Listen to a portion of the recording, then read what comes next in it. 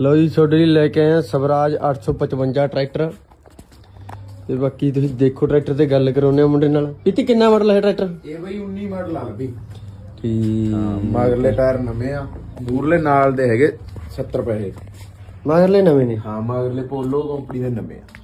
ਠੀਕ ਹੈ ਤੇ ਸਾਰਾ ਟਰੈਕਟਰ ਓਰੀਜਨਲ ਆ? ਓਰੀਜਨਲ। ਜੇ ਕੋਈ ਕਿਤੇ ਆ ਕੇ ਆ ਕਹਦੇ ਵੀ ਦਾਗ ਕਿਤੇ ਵੀ ਆਹ ਟੱਚਿੰਗ ਹੋਈ ਆ ਆਪਾਂ ਜ਼ਿੰਮੇਦਾਰ ਆ।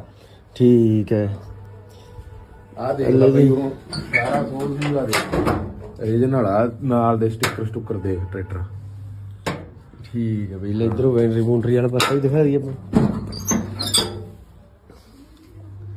ਲਓ ਜੀ ਜੇ ਕਿਸੇ ਮੇਰੇ ਵੀਰ ਭਾਈ ਨੇ ਟਰੈਕਟਰ ਲੈਣਾ 19 ਮਾਡਲ 855 ਤਾਂ ਇੱਕ ਨੰਬਰ ਪਾਵਾਂਗੇ ਤੇ ਨੰਬਰ ਦੱਸ ਦੇ ਪਿੱਛੇ ਤੇਰੇ ਕਿੰਨਾ? 9958 32005 9958 32005 ਉੱਤੇ ਵੀ ਲਿਖ ਕੇ ਪਾ ਦਾਂਗੇ ਤੇ ਇਹ ਬਾਈ ਨਾਲ ਸੰਪਰਕ ਕਰ ਸਕਦਾ ਪਿੰਡ ਸ਼ੇਰੋਂ ਜ਼ਿਲ੍ਹਾ ਸੰਗਰੂਰ।